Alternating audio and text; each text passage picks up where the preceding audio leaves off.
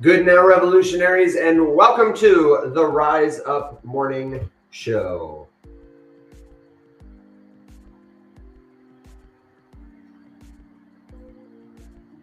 Live and in person from beautiful Tybee Island in Savannah, Georgia for the last time. I'm so sad we have to leave this place. Yeah, no, me too. It was a good week, though. We got a lot done. Yeah, we really got a lot done. We made a lot of fun content, and I think we've proved that it's better together. Yeah, no, for sure. So stay tuned for more like this, but in the meantime, we're not going anywhere. If you're just seeing us for the first time, this is the place you come Monday through Thursday, 7 a.m. Central, for helpful news, commentary, and straight up answers to your crypto questions. Because Alex often says learning about this stuff, it can feel like drinking from a fire hose, and we want to help. So if you're just tuning in for the first time seeing us, keep coming back, bring us your questions, and do me a favor and jump into the Rise Up Discord server. It is the best way to stay in touch with us when the show is off the air, to ask us a longer question or get help with something that's troubling you. The link is going to be up on the screen in just a second for you, and you can always find it in our bios also. Alex, what's on your mind today? I know we're going to do a little shorter show. Yeah. So what are you thinking? You want to, we could do that lecture that we did last night about panic selling the emotions. We could answer people's questions. We could take 8-ball questions. I think we could do all of it. We could do all of it. Also, just for the record, Bitcoin's back over 102. So now the question in my head is, are we sticking to what has been the trend for this cycle, which is like, the big crash correction pullback is finally here. Never mind. Yeah. You know what? That's what I wanted to do. I wanted to look a little bit closer at last time. Just to see what we might expect. Well, just because, okay, so if you recall, right, this is really tiny, isn't it? Last time in our hero's journey. Well, okay, so let's say April of 2020. April of 2020, we're at $7,300 Bitcoin. Yeah. Wow.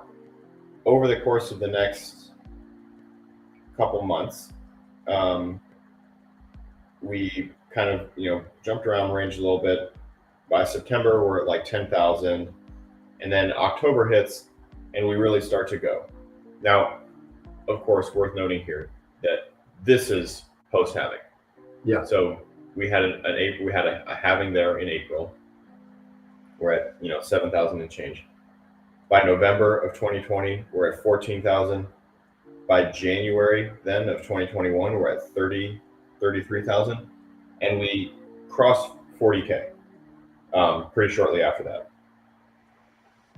We then came all the way back down, very quickly, to 30,000. Yeah. So $10,000 pullback, and at that time, that's 25%. So 25% correction back down. Didn't last very long. Immediately by April then, we're up to 62,000.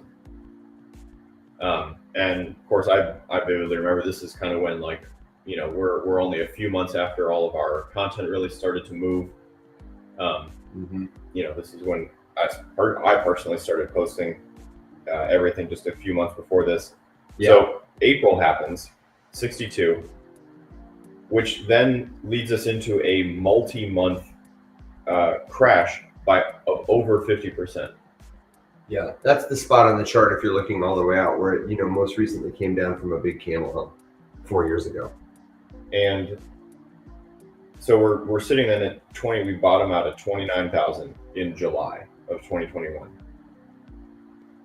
We then roll a little bit, and that's when we set that previous all-time high of 68,000 something, whatever, by November.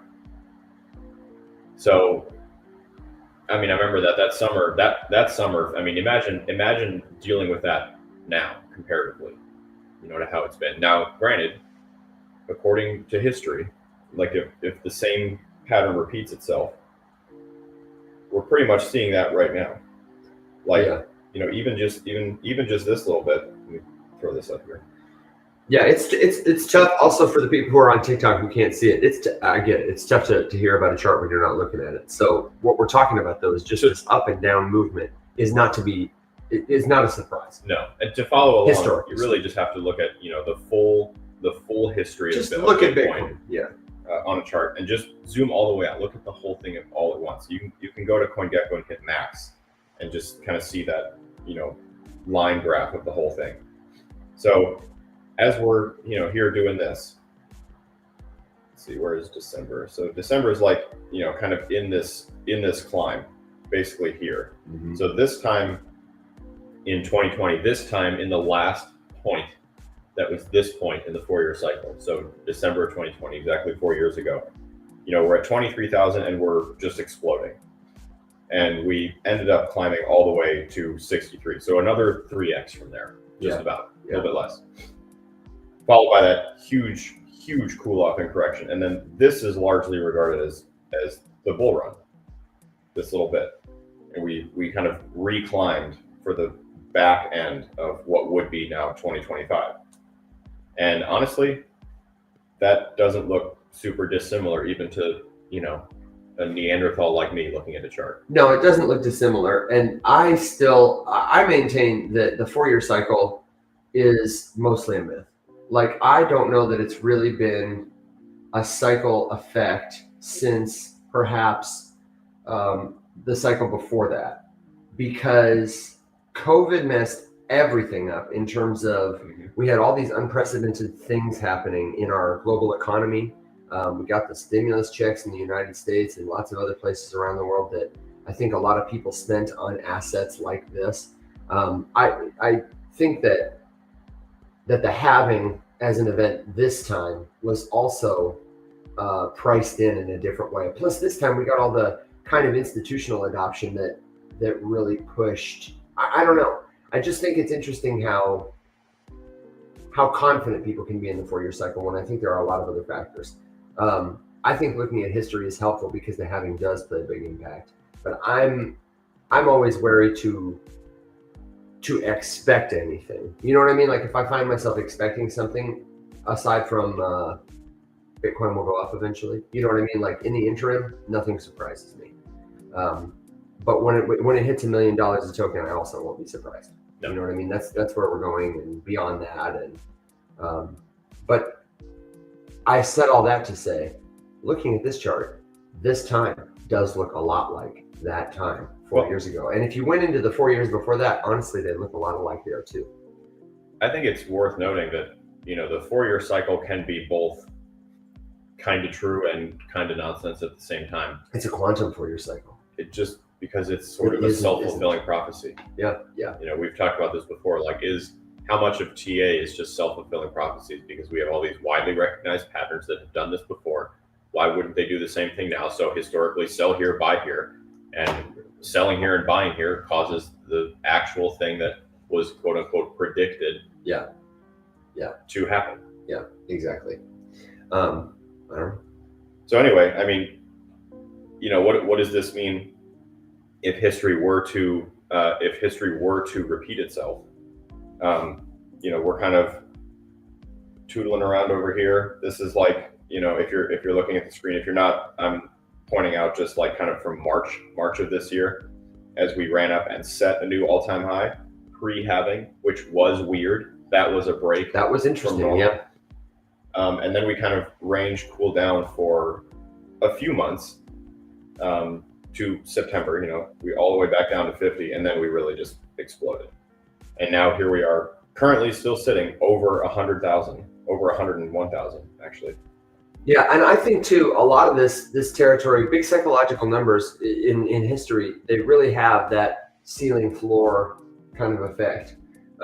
We talked about this last night, how every 4 years, there's an interesting stat that at the US presidential election, Bitcoin has historically set a new floor, meaning a level it does not fall below again. The way if you fall in a building, you can't go through the floor.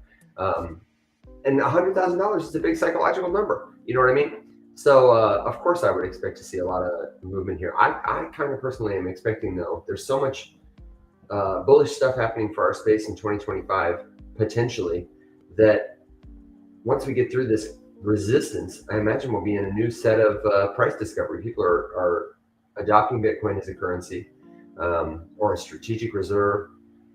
We've got all kinds of changes happening in the United States, most of which are very friendly for crypto and Bitcoin specifically. So, somebody asked, do you expect to see a bull run last into 2025?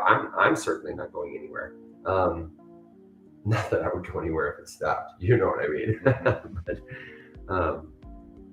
But, and thanks to Squirtberry for the kind words there. It can be a panic time, but it's helpful to have friends and people around you who can keep your head on straight. Cosmic says, good morning to everybody except Jerome Powell. Sorry about that, Jerome. Yeah, so we can talk about that a little bit. I know there was a couple of questions about his comments. So I went back and watched the full clip. It wasn't quite as egregious as I originally thought it was last night. Okay. No. Alex last night was kind of picking on him, said maybe he should have given a little more context to some of the numbers that I do think he still should have given more context. Okay. Just because I think that someone like him who's been doing this for as long as he's been doing this knows that soundbite was going to get grabbed and played ad nauseum by especially the crypto community. So if you didn't see it, so Jerome received a question from a reporter in the audience that basically just said, thoughts on Bitcoin? What was essentially what the question was. Specifically thoughts about the U.S. government. Like, is it a good idea for the U.S. government to strategically hold Bitcoin?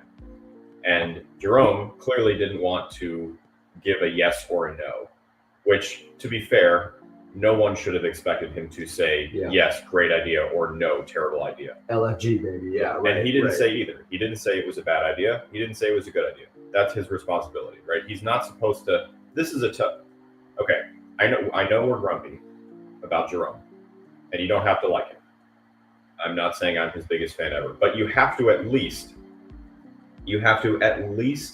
give the man credit for one thing, and that is that it is really hard to do his job and not move the markets, which is what he's tasked with. That's his responsibility, is to come out and give us updates about what the Fed is going to do for U.S. monetary policy. Yeah. And he knows that what he says is going to cause movements in the market. He knows that, because it always does. So a little bit of credit at least that he tries to, and I would say usually successfully navigates a very tricky thing to say without causing a panic or a froth. And everything he does is speculated about. Yeah. Like from what he's going to say at the intro to the meeting to what he wears to how he presents himself. I can imagine, I often think about how can I present myself so that people see me and they think, oh, Evan, if I needed help, I would ask him. Yeah. I try to have my best face on. But I feel like in that job, the stakes would be so much higher. I almost would just want to be like as calm. I would never want people to see me afraid or scared. If my mom died that day and I had to give a Fed report or whatever, people were like, oh my God, Jerome Powell, Evan Mann was in tears, Yeah, no, it's really tough. The scrutiny. And for anyone saying that that's a ridiculous example, I have literally seen government officials forced to give briefings the day their spouse died. Isn't that just wild? Yeah, it's insane.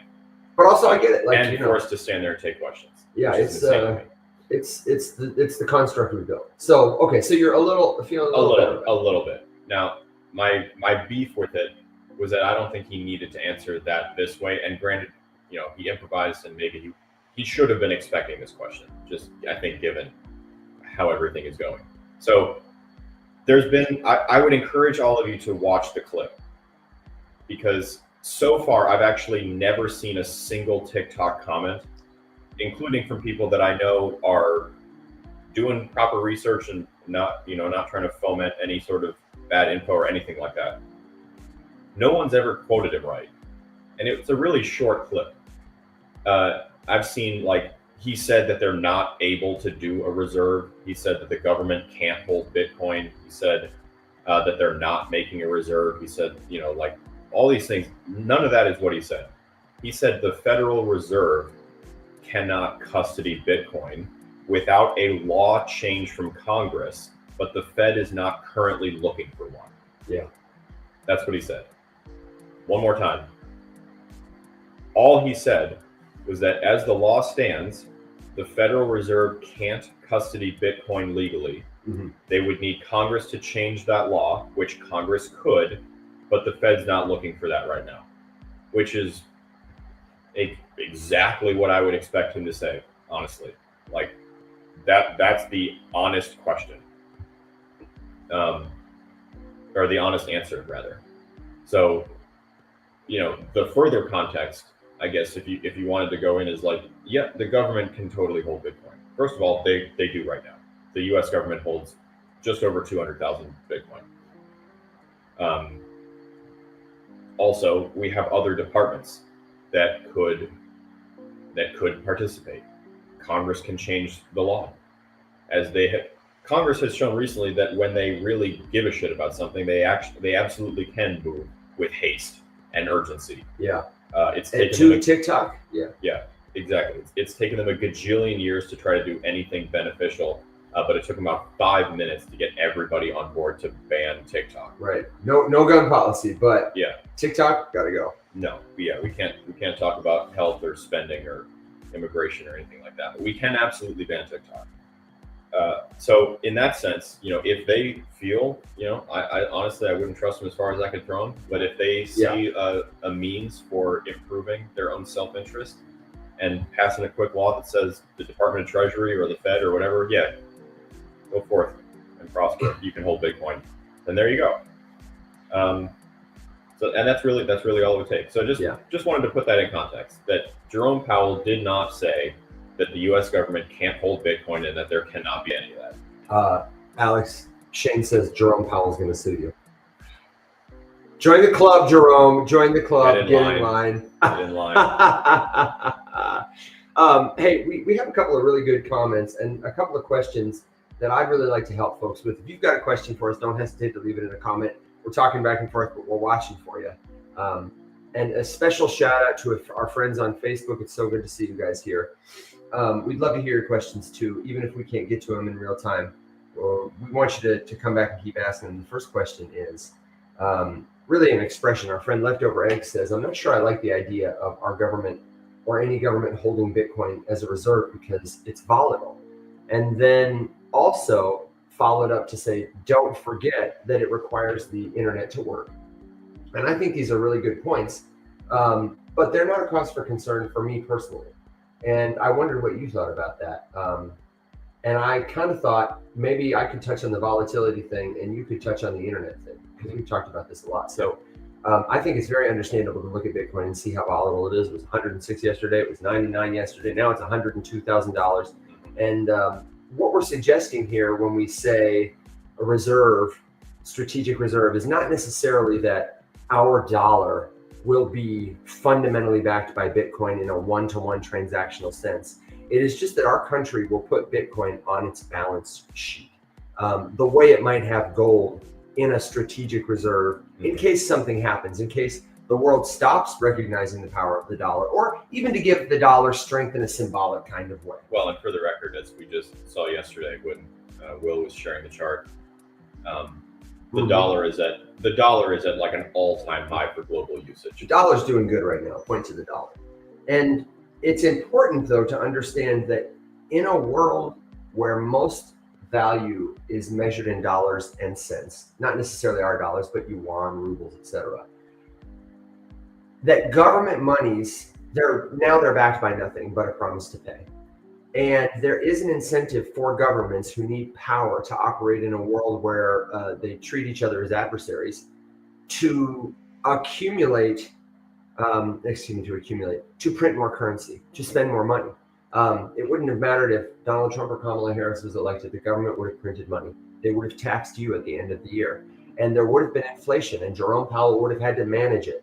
And over time, that inflation, when money is backed by nothing, and anyone can print it at will, if the incentive is there for them to do it, inflation will continue to increase, supply will continue to increase. It's the debasing of the dollar, de-dollarization, hyperinflation, all those things remain problems we have to consider. And in that world, as long as that's how we do things, Bitcoin, which is a hard capped asset, which cannot be forged or faked, which is releasing over time until it's all gone, and at a slower and slower rate as the network grows, as more people want it. It doesn't matter what the price is right in this moment. As long as we're comparing it to dollars, it's always going to be worth more. And that's the important thing to understand here about, I totally get the concern for the volatility, but there is no world, now that I understand that, I understand it now. I wish Jordan was here to say that. There is not a world where I don't trade every dollar I have the opportunity to give up for Bitcoin. Like, it's the best alternative to our dollar is inflating. It's the best alternative to another currency might take over. Governments are running currency that I can think of. I feel like I wasn't as cogent on this as I normally am. So I'm sorry if I didn't give you a light bulb moment. I think it's a totally valid stance to say I don't want to hold Bitcoin in the strategic reserve because it's volatile, but I want you to feel good that, like, it may be volatile, but as long as the dollar's here, this is the direction Bitcoin will go.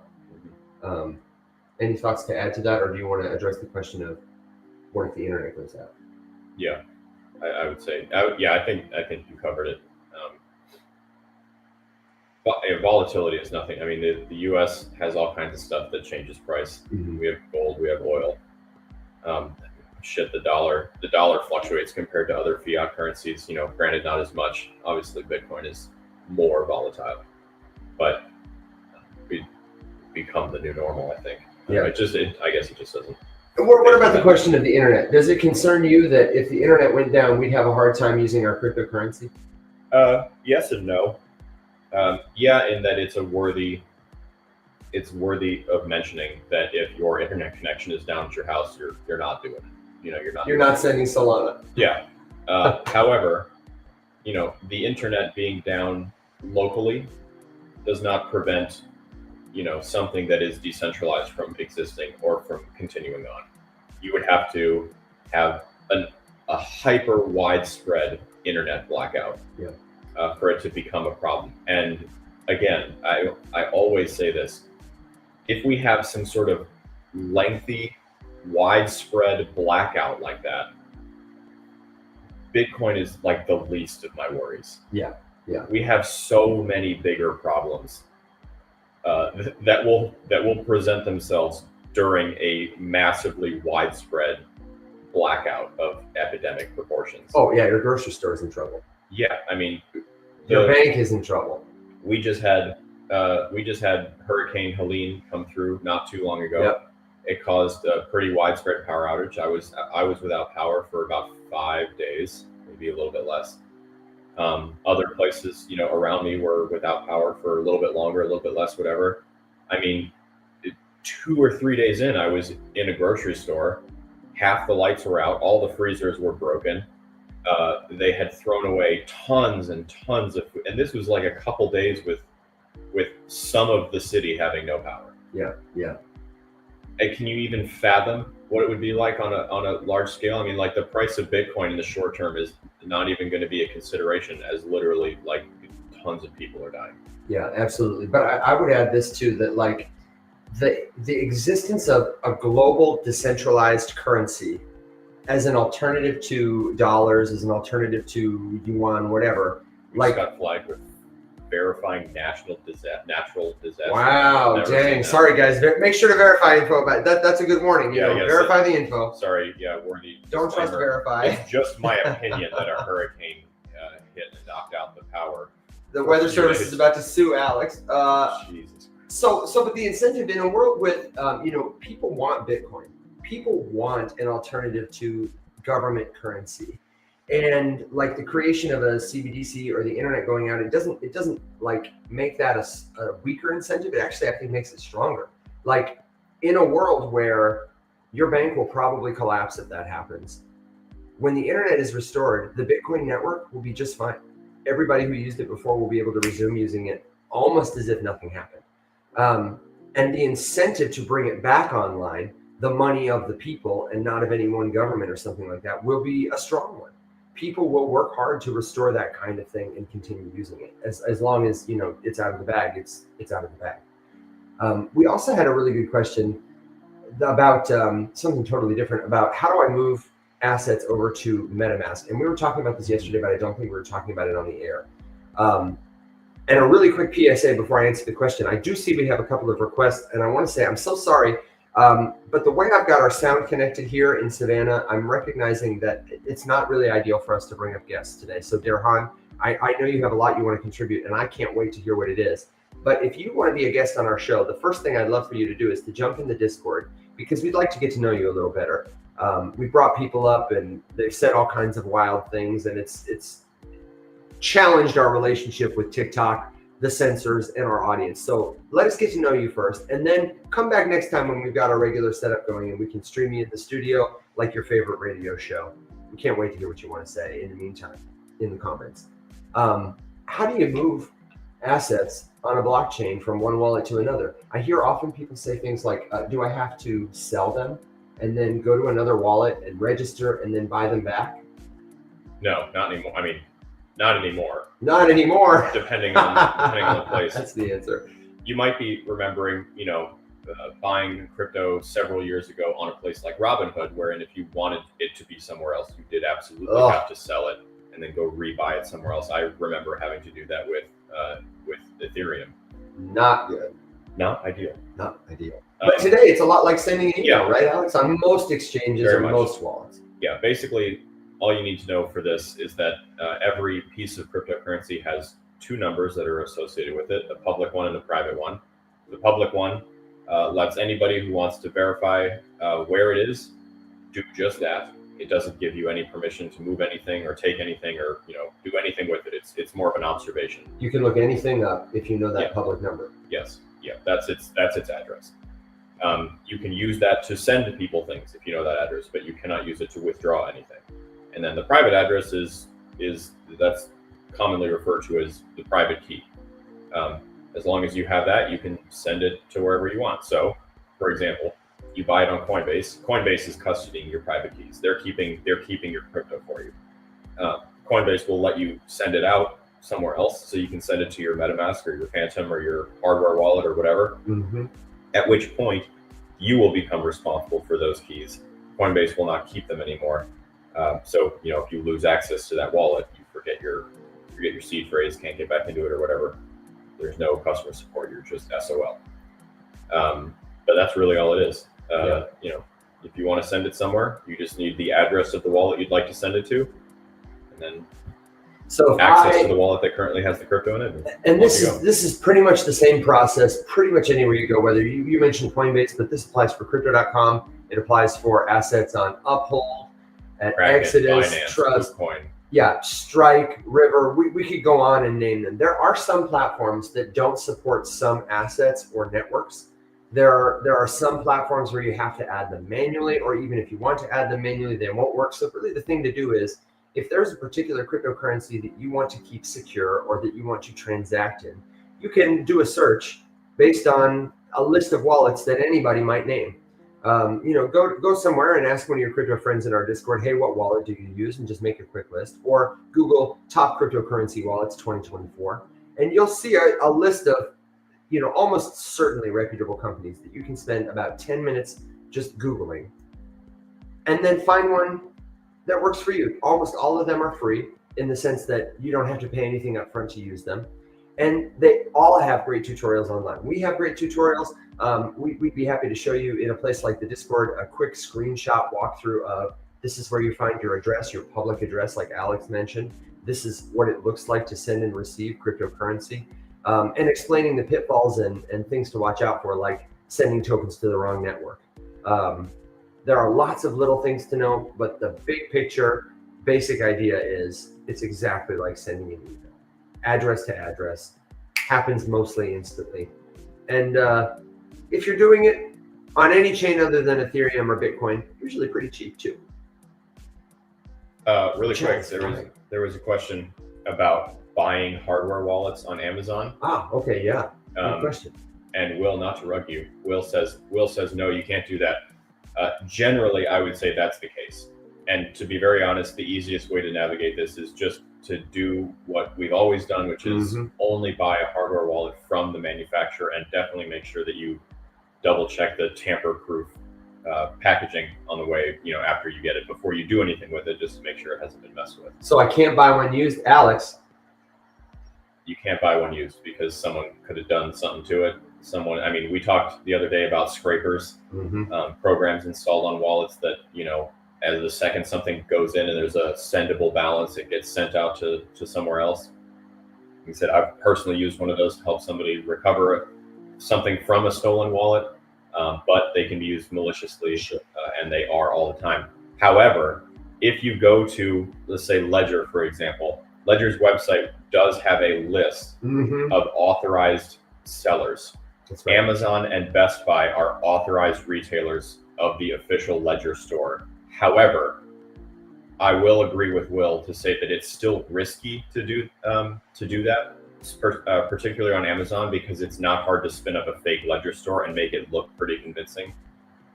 So honestly, I wouldn't roll those dice. I would just get one from Ledger. I would, if I wanted to buy, honestly, if I wanted to buy a Ledger, I'd rather support Ledger than Amazon anyway. Yeah, totally. And we have a link in our exclusive deals tab at the link in both our bios. You can get to, or the riseupmorningshow.com. That'll take you to Ledger's website. If you want a Ledger device and want to support the show, you can do it. You can go directly to Ledger through our affiliate link, and it doesn't cost you anything extra. Cold storage is a great idea for everybody. You were saying last night, Alex, the answer to the question, like, when should I consider cold storage? You should consider, if you're a Coinbase user, a Crypto.com user, a Robinhood user, you should consider learning about self-custody. And I think cold storage is the best option. It's the most secure if you can use it well. But you might want to start with a self-custody wallet, a MetaMask or something where you get your 24-word secret phrase. But at the point which you are investing more than you would feel comfortable losing, or you're just going to hold it for a long time and you want it to be in the safest possible place, that's a great time to invest in cold storage before you buy more tokens. Doesn't have to be hard. It's not that intimidating. We can help you walk through it. And I feel like I had another question. Oh, I wanted to clarify one other thing. We talk about this a lot, but I feel like we don't talk about it enough, which is that, those numbers you mentioned, Alex, the private key, public key. I want people to understand that the reason it's not safe to buy a secondhand hardware wallet, the reason somebody can compromise it is your crypto doesn't physically live on that wallet. It doesn't physically exist anywhere. It's just digital information that in this case represents money, assets like Bitcoin. And what your Ledger device or your hardware wallet or your software wallet, any wallet you use, what it holds is the key. The cryptographic information that represents your private key, which gives you the ability to reassign rights to the information that is yours. When I send cryptocurrency, it's not like it lives as data on my wallet and now it lives as data on Alex's wallet. What happens is my private key signs a transaction that has been generated, through the internet and is broadcast to everybody who has a copy of the blockchain software, all the Bitcoin miners, all the nodes, they're running a copy of this software, and a transaction is received by them, and they add it to this ledger that we all share, this community checkbook sort of. And when it's added there, it's broadcast to all the other members of the network, and it becomes, written in stone as being reassigned to Alex. My Bitcoin hasn't physically gone anywhere, but the right to spend it, send it, or receive it has been reassigned to his private key. And now only his private key can change that information, can log into the blockchain the way you might open a storage locker at your gym and get stuff. It's like I put something in a locker and locked it up with my key, and it was reassigned to Alex's locker, and he opened it up, and whoa, there's the Bitcoin. It can be an abstract thing to understand, but I remember when I started to understand that was another big light bulb for me, like the power of private keys. Yeah, and how the information assignment worked. It's a lot, and it can be confusing. One of the things that I tend to splinter away from the rest of the crypto community on, I guess, is like, making it sound really daunting. Yeah. Like cold storage, like it's hard. Yeah. Cold storage is not hard. So I've seen questions about, like, where do you get them? There are a bunch of different companies that make cold storage devices. Ledger is a very popular one. Tracer is a very popular one. Yep. Arculus, Elipal, Tangem. There's a bunch.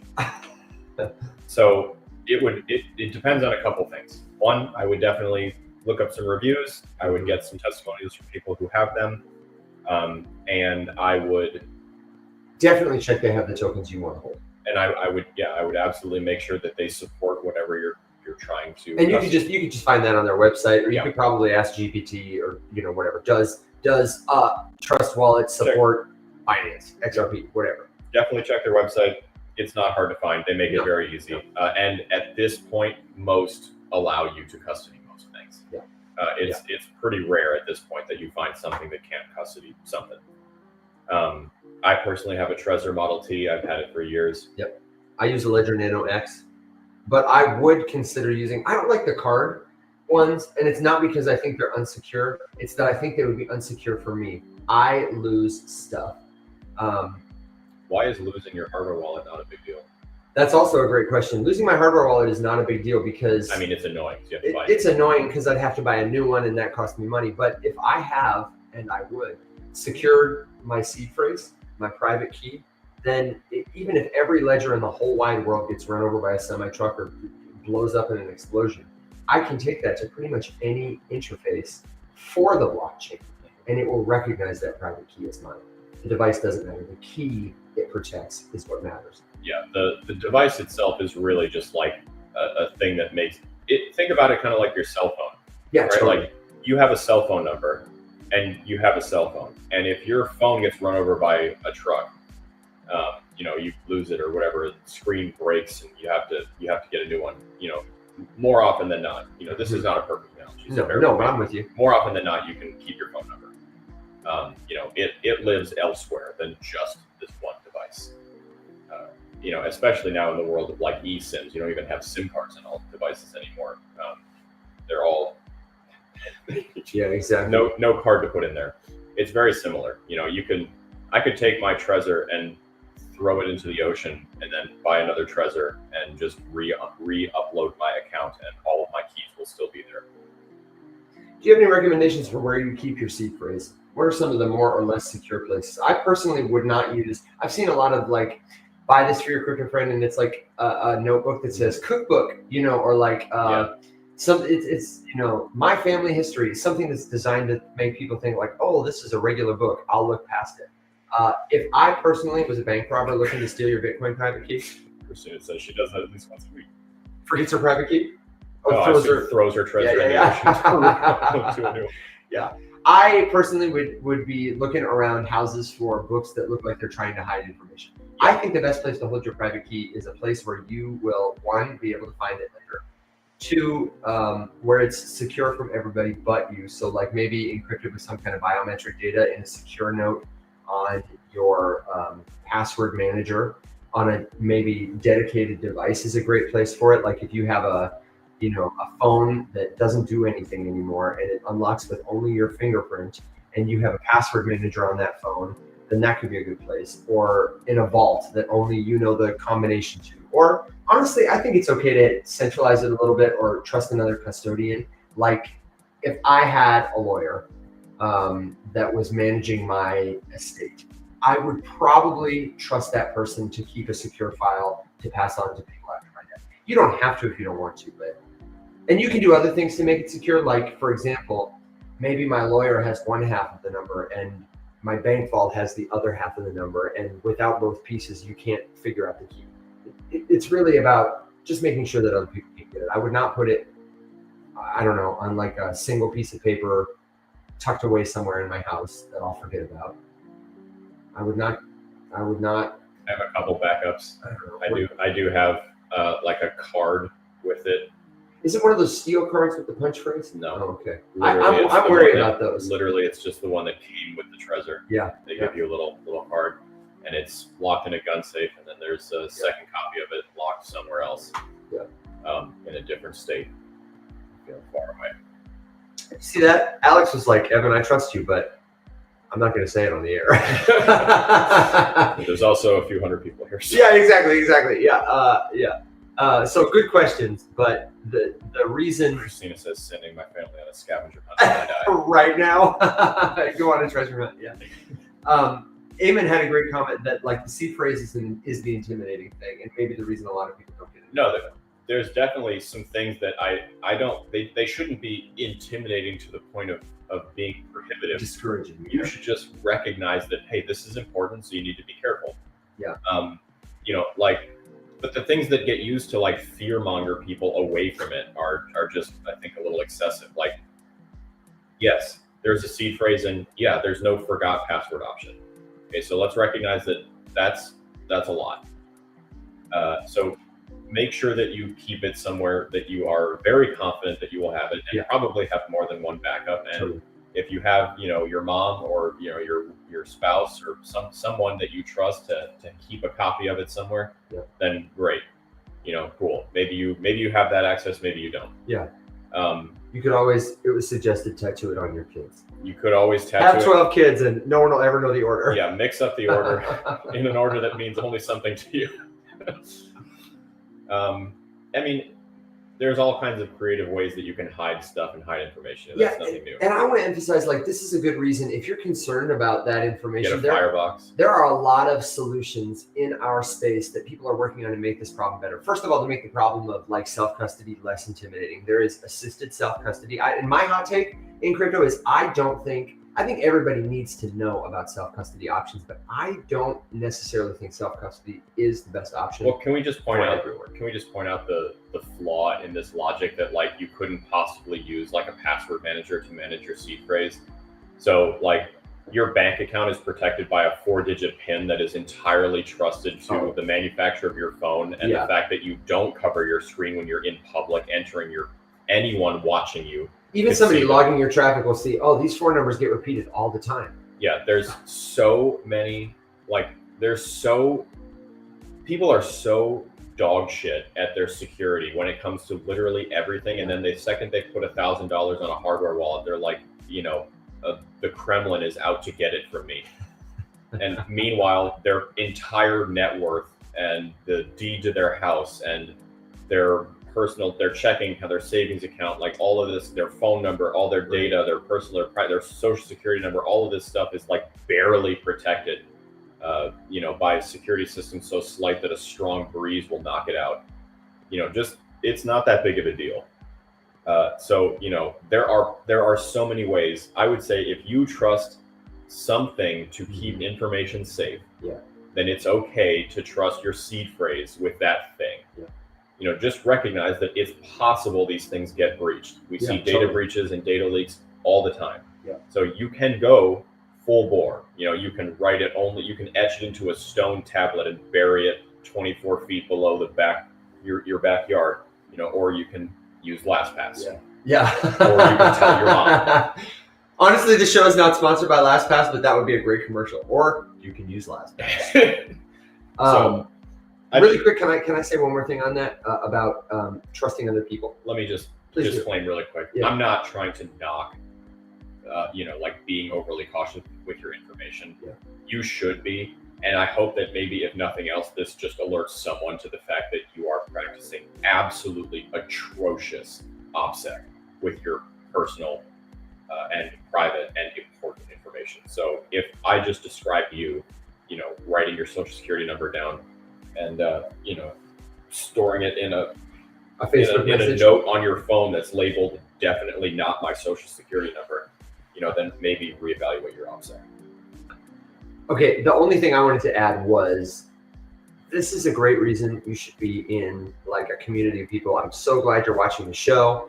I'm glad you're connected with friends online and hopefully in person who can give you a sense of community around this very niche area of interest. Like, we're so early. You need to have a community of friends who, if something happens to you and your spouse says, I don't know where to go to figure out what to do with this password. Like, I hope Kimberly would know if she had a question, she could call Alex. Like if something happened to me and she needed my cryptocurrency or I don't know, one of my silly JPEGs or something, like she would call Alex and Alex would know how to walk her through with the information she has about me, how to get access to that kind of stuff if ever she had a question. And I want to invite you to join the Rise Up Discord community. It's the place the show lives 24/7. It's on the screen here and here. And what's that? I realized it's above you. I was trying to figure it out. So we would love to see you there. It's totally free, and it's a great place to build community with other learners and just connect with good resources to help you become a safer, more confident crypto user. And honestly, we have a lot of fun too. So Alex, is it about that time where we were talking about doing like kind of an early stop today? Because we want to film a little video of this beautiful house so you can see it. And we're going to pack up a little bit, and then I'm going to drive. I was talking to our friend Rick about stopping in his neck of the woods on the way home in Atlanta. So if you're going to be in Atlanta, do you want to try to figure out if we can get Will up here for an update?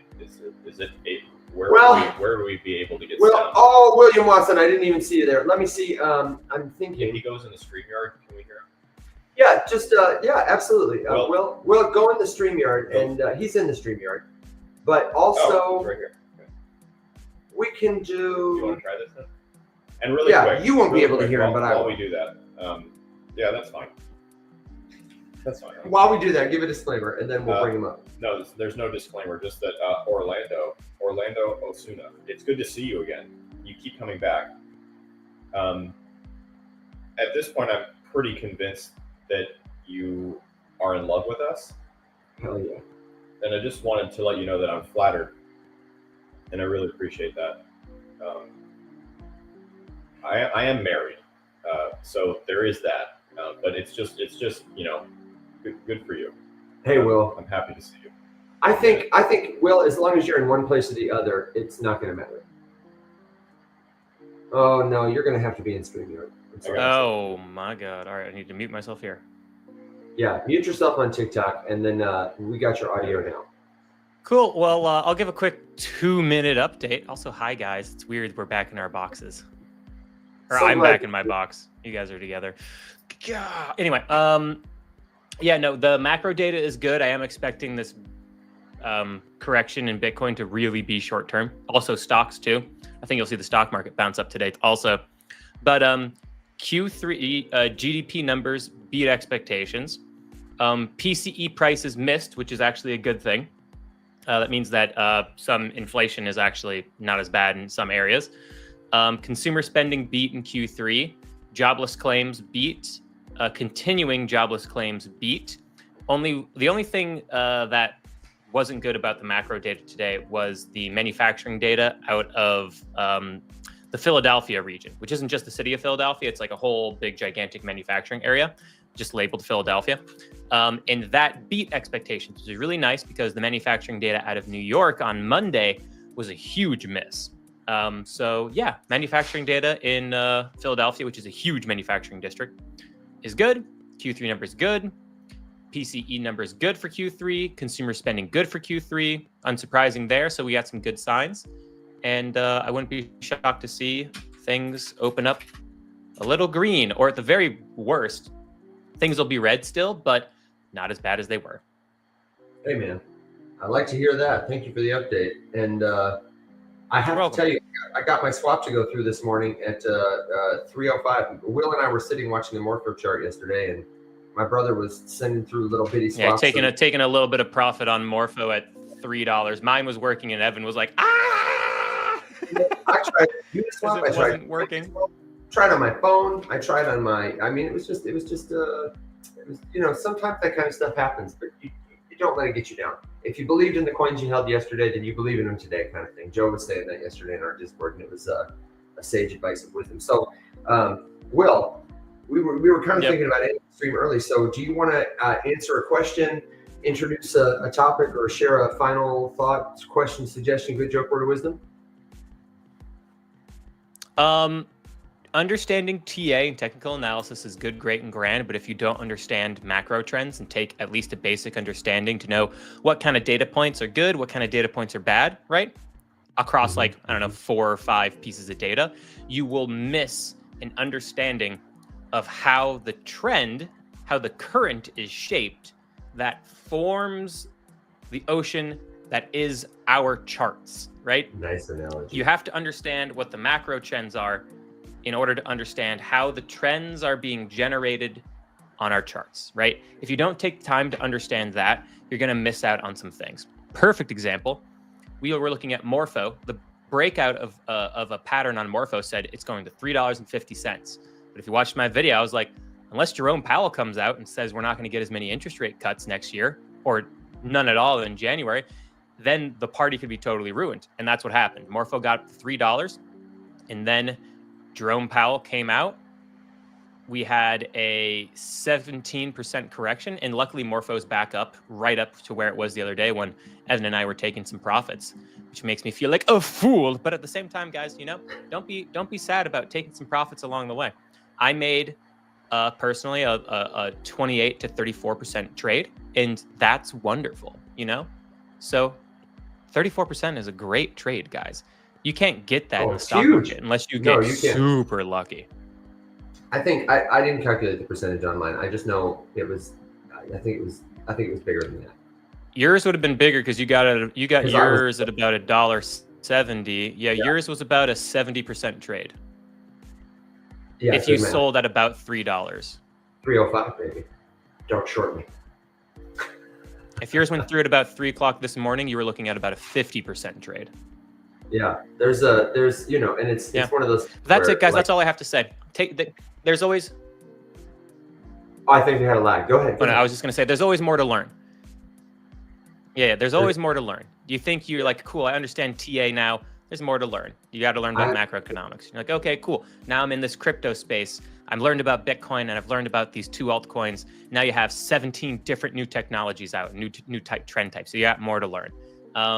You have, new types of wallets. You got, you have to learn about how to control your own emotions, right? It's trading has taught me one thing, is that it is one of the most continuous journeys of knowledge and education that you need to push yourself on, just like with almost everything else. But it's just a great reminder. You got to keep pushing. Don't get comfortable. Keep finding new things, new experiences, learn new things, learn new skills, expand your worldview, and you're going to end up having a happier life, and you're going to have more money. So do those things. Very good. Thank you, my friend. I hope you and Violet, have a wonderful day today. I hope you enjoy your time. Me and my baby will have a great day today. Man, that's good. Thank you for making time to join us. Alex, what about you, brother? You got a last question, suggestion, good joke, word of wisdom before we think about riding our dogs and ponies into the sunset? Just to say that, I've seen, some more, fear and uncertainty and stuff about the markets, where they're at. Is the dip over? Will it keep dipping? When is altcoin season? Yeah, honestly, no clue. It's really hard to say. However, right now, the fact that we just really can't seem to keep Bitcoin down for very long is something. It would be weird if the dip was over already. Yeah, it would be. We're in that time of year where it could kind of go either way. You'll see like people confidently say that the Santa Claus rally is a thing, or also that the end of the year crash is a thing. Yeah. So I mean, this is why the fact that I don't know. This is why I keep stable coins and exposure to the stuff I have high conviction in. I am covered whether we go down. I can dollar cost average into more stuff that I like because I have stable coins, or if it goes up, I can take profits because I didn't sell my entire bag when I took profits last time. That is literally the way. Moving with conviction, but tempering everything and not being too extreme. Yeah. And there was a comment just about, why is crypto dead compared to 4 years ago? And I'm just really not sure what you mean by that. It's so much higher than it was 4 years ago. Yeah, I'm confused. Help us understand. Yeah, I'm not sure what you mean. So there's that. But also, Bitcoin doesn't just crash and then altcoins fly. That's not really how it works. Bitcoin would need to cool off itself, and its dominance would fall. And its dominance is basically still the same. Yeah, it's just over 57% right now. So when you see like a market-wide crash because of something external, which is what this was. This was a correction in response to the Fed's decision to issue a hawkish cut and reduce the amount that they're going to cut rates by next year, because inflation is starting to creep back up a little, and they need to keep an eye on that and see where it's going to go. So, I mean, this is one of those times. Nobody has the answer. No one. Powell did not say anything about crypto other than to confirm that the Federal Reserve, as laws currently stand, are not allowed to custody Bitcoin, and that Congress would have to change that law. That's all he said about crypto. So just, take a deep breath and use this. I have a PDF that's in the Discord that I think is free for everybody. Which one? The Boring Market Guide. We gave it to premium. I think that's a premium only one, but it's cheap. I'm putting it on the Beacons page later today. When I say it's cheap, I don't mean it's like chintzy. I mean it's valuable but affordable. It's going to be $4.99. It'll be on the riseupmorningshow.com. We've got a lot of PDFs there, but the one that is free on the riseupmorningshow.com is the how to do your own crypto research. And honestly, that's equally helpful. Like there's a lot of evergreen stuff that is worth knowing that will give you a little more peace and confidence. So if you want that guide, though, the Boring Market Research Guide, which is fantastic, you can sign up for a premium trial. You get 7 days for free. You can go in and download all the PDF guides we've got so far, and then you just cancel your membership, and we honestly won't be with it. Like, we would understand. No, I get it. I would. That's called playing the system and knock yourself out. Yeah, honestly. The link to join is right there on TikTok, and it's right there. It's over there. Everywhere else, right here for all our friends watching on Facebook and LinkedIn and Twitter. We love you so much. Thank you so much for being here. And that would be my final thought, would be to say, if you still want more help, you can't get enough of the Rise Up Morning Show, then check out all of the resources that we've got for you at the riseupmorningshow.com and get in the community at discord.gg/riseup. It's totally free. We've got classes there. We've got coaching there. We've got some awesome learners at all levels of experience. Thousands of people hanging out, learning every day. I mean, it's such a great place. If you see a website and you're like, oh, I got this email, it looks like it's from Coinbase. Do you think it's a scam? Or you want to know, I can't connect my MetaMask. Is it safe to do Ledger Live on my MetaMask? Or I'm buying Tether for the first time. I don't know. Whatever you want to know, like if you want to work through it, my DMs are the worst place. Alex's comments are the worst place. The best place is the Discord server. It's totally free to join. You can become a premium member for just a couple of bucks a month and get discounts to everything, free guides, yada yada. But you don't have to spend a dime. Give it a taste test first. Give it a taste test. It's just like Bitcoin. Questions. You wouldn't sell your house and buy Bitcoin tomorrow, no. But it's a good idea if you're interested to buy $100. Yeah, and I mean you can if you just have a few questions, then you don't need to pay for anything. Just jump in and ask your questions. Yeah, and if you want to connect with me, or you want to connect with Alex, that's the absolute best way to do it. We made that community so that people could connect with us and other people trying to learn this too. So jump there. And if you have questions or the link doesn't work for you, in that case, leave a comment on one of our videos or send us a message. Please don't send us a message with your questions because we will overlook them here on TikTok. Our DMs suck. Yeah, don't DM me. They really suck. Tag me in Discord. Don't DM me. But we will help you get there if you can't get there. And I do want to remind you that these are our only profiles. That Will you saw, that was his only profile. No creator, crypto or otherwise, is ever going to reach out to you directly on Facebook, on LinkedIn, on TikTok first. If they do, that person is a scammer. You should just run from them. If we need to get your attention, we're going to do it in a public place. And we are aware that we have scam impersonator profiles. So the best way to protect yourself from them is to establish a relationship with us here like this, follow these profiles, and then join us in the Discord so that if you see something, you can say something. Duxa, the link doesn't work for you. Try pasting it in your browser without the HTTPS : / sometimes that works for me. And if you still have trouble, if you just type in discord.gg/riseup. That'll do it. TikTok loves to break that link for some reason. Yeah.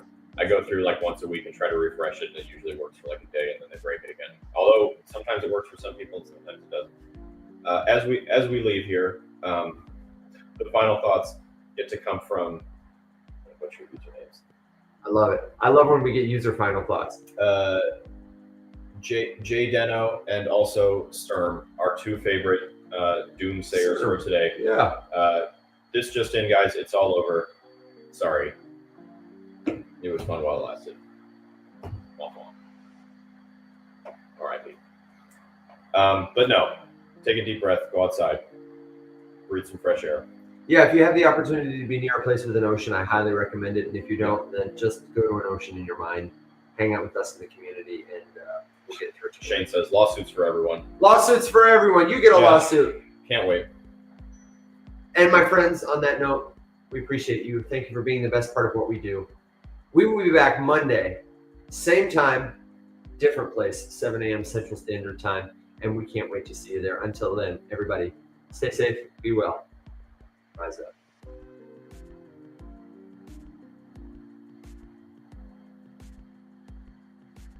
Bye. Behind the scenes at the end of the stream.